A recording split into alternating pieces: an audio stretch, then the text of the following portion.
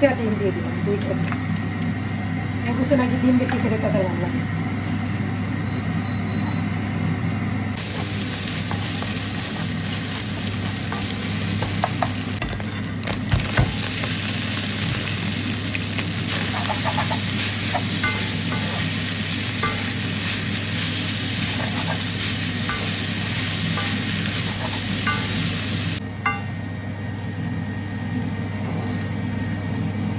নুডলসটা অনেক ঝরঝরা, তাই না?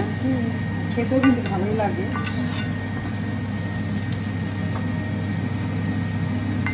পৃথিবীতে নুডলস না থাকলে মানুষ কি খেত? পাখিবাজি একটা রান্না কি হতো তাহলে? নুডলসের আবিষ্কার না হতো, তাই না? আর মুরগি যদি ডিম না পাতে তাহলে মানুষ কি খেত, তাই না?